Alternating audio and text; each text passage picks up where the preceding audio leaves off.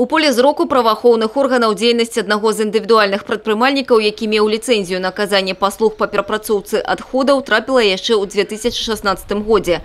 Згодна договору з прадпрыемствам Белінвесторгсплав, ён павінен быў утылізоўваць адходы ад вытворчасці свінцовых акумулятараў.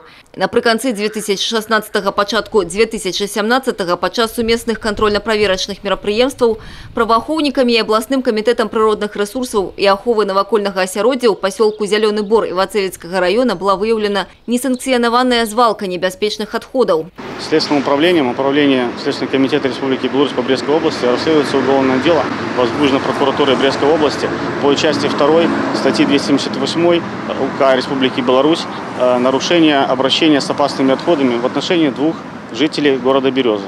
Указанные лица подозреваются в том, что на протяжении мая 2015 года по июнь 2017 года размещали на территории бывшего асфальтного завода поселка Зеленый Бор Ивацевичского района опасные отходы, которые предоставляли им для переработки предприятия Белинвесторгсплав.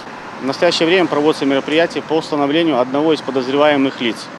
Следственным комитетом уголовное дело рассмотрения приостановлено для того, чтобы произвести утилизацию опасных отходов и провести рекультивацию. И в настоящее время определено место захоронения. Это полигон промышленных отходов в Гомельской области, Ветковском районе, зона отчуждения. Рабочей нарадай при першым наместнику старшыні Брэсцкага аблвыканкама Миколая Токары вызначены алгоритмы дзеянняў з удзелам контрольных и наглядных органов по ликвидации несанкционированной звалки. Общество с ограниченной ответственностью Белинвесторгсплав уполномочено на вывоз этих отходов. После вывоза отходов в месячный срок землепользователи проведут рекультивацию, будут посчитаны затраты, нанесенный вред.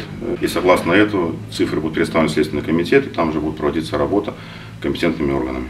До 1 верасня вывоз отходов плануется завершить. Между тем, мониторинг стану глебы и навакольного асяроддзя у поселку Зеленый Бор специалисты областного комитета природных ресурсов проводили неодноразово.